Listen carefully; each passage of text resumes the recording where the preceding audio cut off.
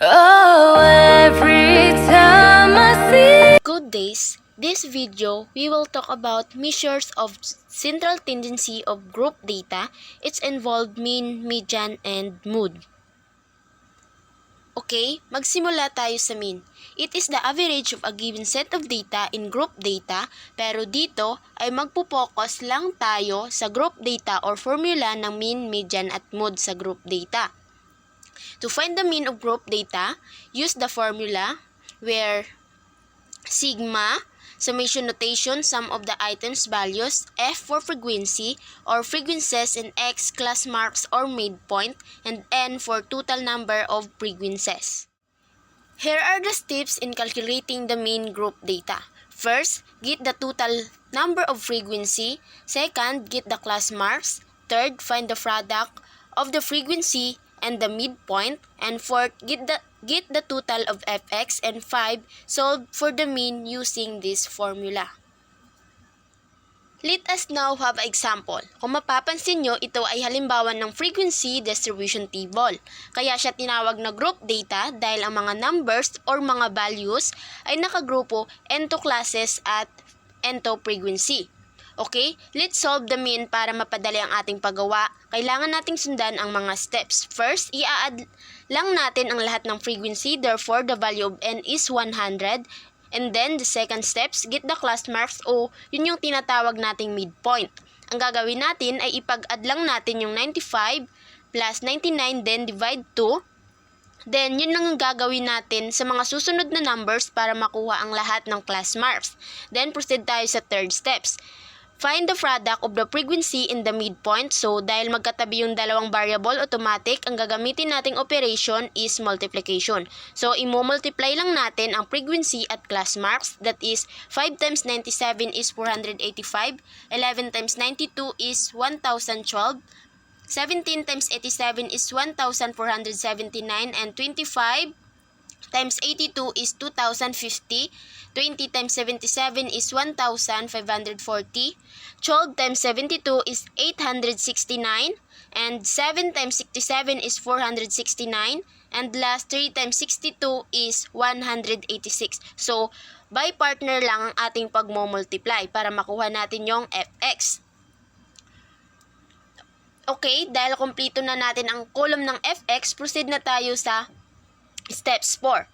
Get the total of fx, which is 8,085, and then the last step, solve for the mean. Let us use the formula. Dahil meron na tayong value ng summation ng fx, ilalagay na natin yung 8,085 at ang n natin, which is 100, is i-divide lang natin. 8,085 divided by 100, therefore the value of mean is 80.85 or 81. Let us now proceed the median. It is the middle number or value when all the values in a set of data in group data, pero to find the median of group data, use the formula where LMC, lower boundary of the median class, less than CF, cumulative frequency below the frequency of the median class, FMC, frequency of the median class, N for total numbers of frequencies, I for interval. Here are the steps in calculating the mean group data. First, make a table of cumulative frequency. Second, divide n, number of frequency, by 2 to get the halfway point. Third, locate the median class or MC in the cumulative frequency column. And last, solve for the median using the formula. So, gagamitin lang natin yung group data kanina sa mean at inalis lang natin ang x at fx, pinalitan lang natin ng cf dahil iyon ang kailangan sa ating formula. So, paano nga ba natin mahahanap ang cumulative frequency? First, write the total frequency, which is 100. Isulat natin dito sa unang column kung saan ito yung cumulative frequency ng unang class. Para makuha natin ang mga susunod pang cumulative frequency ay ima-minus lang natin sa katapat niyang frequency, which is 100 minus 5 is 95, 95 minus 11 is 84, 84 minus 17 is 67, and 67 minus 25 is 42, 42 minus 20 is 22, 22 minus 12 is 10, and 10 minus 7 is 3. So, question, Paano natin malalaman kung tama ang ating cumulative frequency? Malalaman natin na tama ang ating cumulative frequency kung magkapariho ang frequency sa huling class at cumulative frequency. Since pareho na silang 3, automatic tama ang ating cumulative frequency. So next is divide n by 2 para makuha natin ang median class o ang halfway point. So ang n natin is 100 divided by 2 equals 50. Ibabase natin sa cumulative frequency. Pero dahil wala tayong makikitang 50, ay kailangan nating hanapin ang unang mas mataas sa 50, that is 67. Therefore, ang ating median class ay 80 and 84. At ito yung gagamitin nating details sa ating formula para sa median. Okay, let us now proceed the calculating the median. So, LMC. Pag sinabing LMC, ito yung lower boundary ng median class. Paano natin makukuha ang lower boundary? Mag-focus tayo sa lower limit. So, recall natin, 80 ito yung lower limit at 84 ito naman yung upper limit.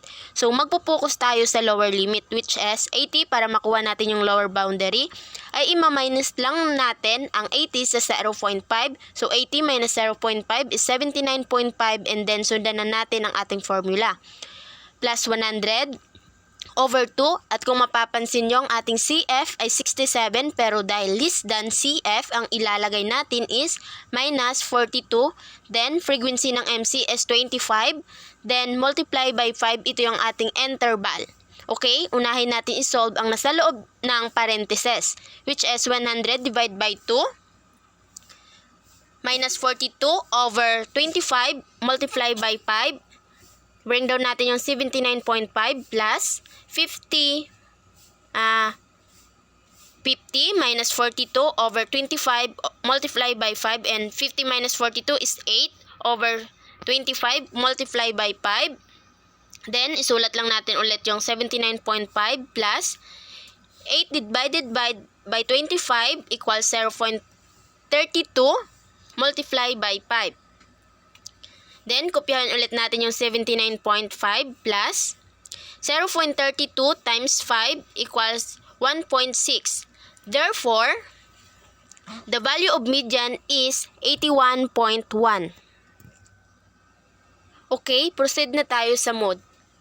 It is the numbers that occurs most frequently in a set of values in group data, pero to find the mode of group data, use the formula where LMO for lower boundary of the model class, D sub 1 difference of frequency of the model class in the frequency above it, D sub 2 difference of frequency of the model class in the frequency below it, I for interval. Here are the steps in calculating the mode group data. First, determine the lower boundary of the model class. Second, subtract the frequency of the model class in the frequency above it para makuha natin yung D sub 1. And third, subtract the frequency of the model class in the frequency below it para naman makuha natin yung D sub 2. And last, solve for the mode using the formula. So, let's have now example for the mode. Gamitin natin ang column natin sa mean at median at inalis natin ang column ng CF at ang natira na lang ay frequency. Dahil dito tayo magpo-focus para makuha natin ang value ng mode. Okay? Meron na tayong given median class. Kanina, ito rin yung gagamitin natin sa model class. So, first is determine the lower boundary of the model class. So, again, meron tayong lower limit at upper limit. Para makuha natin ang lower boundary, ima-minus lang natin yung lower limit sa 0.5 and then, yung second step, to subtract the frequency of the model class and the frequency above it para makuha natin yung D sub 1. So, ito yung frequency ng ating model class which is 25 at ito naman ang frequency ng nasa taas which is 17. Ima-minus lang natin mamaya para makuha natin yung D sub 1. And then, para naman makuha natin yung D sub 2, ima-minus lang natin yung frequency ng model class natin which is 25 doon sa frequency ng nasa baba which is 20. So, that is D sub 2. So, let us now proceed the formula. Again, the lower boundary is 79.5 plus, ima-minus natin sa D sub 1. 25 minus 17 is 8 over, since naulit ang D sub 1, dito. So, ulitin natin yung 8 plus d sub 2. So, 25 minus 20 is 5. Then, yung interval is 5. Unahin natin sagutan sa loob ng parentheses. Okay? Kopyahin lang natin muna yung 79.5 plus numerator is 8. And then, i-add natin.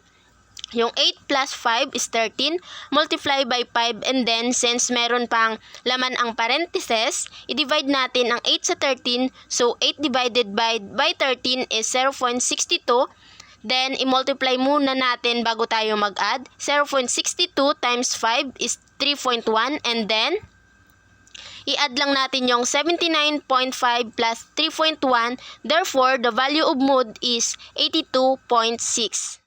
Let us now summarize what is learned about this lesson we have. Measure of tendency of group data. First is the mean. Para makuha natin ang mean ng group data, we have used this formula, x for summation notation of fx over n. And then, for the median, we have used formula MD equal to lower boundary of median class plus the quantity of n over 2 minus less than CF divided by FMC multiply by I. And then, para naman sa mode, we have to use the formula MO equal to lower boundary of modal class plus quantity of D sub 1 over D sub 1 plus D sub 2 multiply by I.